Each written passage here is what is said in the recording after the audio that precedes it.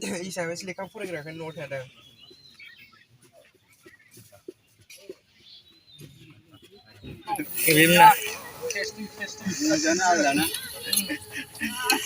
संगिरि बिथांमोना जाहाथे संनाय खावनायाव फालियो दा दसेनि उनाव 2 घन्टासोनि उनाव वाटारफलाव दुगैनायखौ नुनो मोनसिगोन ओंखाम जाखां लोंखां बिसिनायाव रेडि उन्दुनानै थाखादो मबाइल अनलाइन जानानै गाइस दसेयाव दा होजोबनाय पेपारा जोंनि थाखाय आरो गावसिना हो मानसिया गावसिनाजोब गावफोरजोब फोरनो दुन्दिया सारलाबायना हरदोब्रा बिसिनि माइ नोंथांमोनखौ आंनि चेनेलाव गोसो गोथार बरायहरनाय जाबाय दे बिदिब्ला नायलांबाय आं दा कार्बि आंलंआव दंफैयो आरोना डेलिगेट बेखेवगिरि आलासि डक्टर प्रह्लाद ब्रह्म एबसुनि बोसोनगिरि मानगोनां खुंथा सरगियारि गाहाय नेहाथारि कलेन्द्र बसुमतारी आरो मिरु एबसुनि गासै बिबानगिरि रायजो राजा गेदेमामोननिसिम जोंहा सियार बहायखानाय दङ गसंनानै थायालासे सियाराव बयखौबो जिरायनो थाखाय मंलाय खावलायहरनाय जाबाय दानिसो रोजाबलांनाय फंबाय धनन्जय बर'निसिम रोजा रोजा साबायखर थाबाय दोंनैसोब्लाबो फंबाया जोबोद माने मिलौदो गारांजों रोजाबनानै जोंखौ खोनासंहोनायनि थाखाय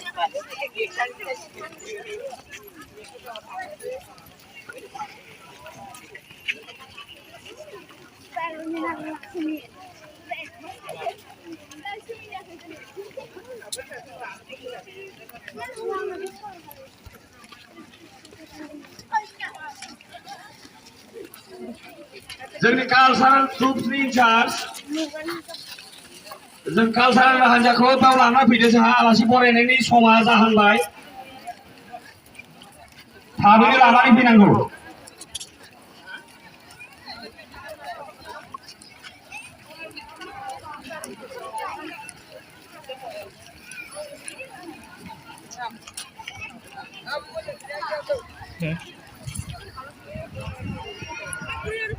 मानगोनां रायजो राजा गेदेरफोरनिसिम मोनथिहोनाय जोंहा गेवलां मेला दान्दिसे उनावनो जासिगोन बेनिखायनो नोंथांमोना सेरखाय बेरखाय थायालासे एबा गसंनानै थायालासे जोंनि होखानाय सियाराव बयखौबो जिरायनो थाखाय मंलाय खावलायहरनाय जाबाय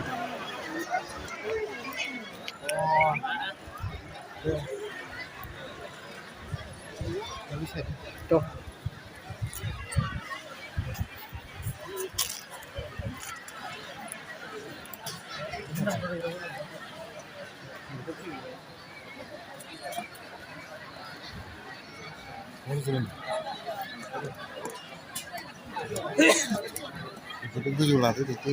जाखाना हरदो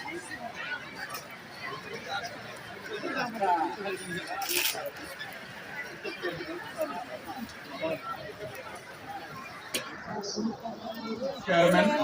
मानगोनां रोंगोरा नार्जारि बिथांखौबो गावनि गोथार सिनायथिखौ लानो थाखाय बे समाव गुरै खावलायबाय आरो बिथांखौबो गांसे आर'नाइजों बरायनो लानो खावलायदों गोजोननाय थाबाय आरो दिनैनि मेलनि बेखेवगिरि मोनसे समनि दुलाराय बर' फरायसा आफादनि आफादगिरि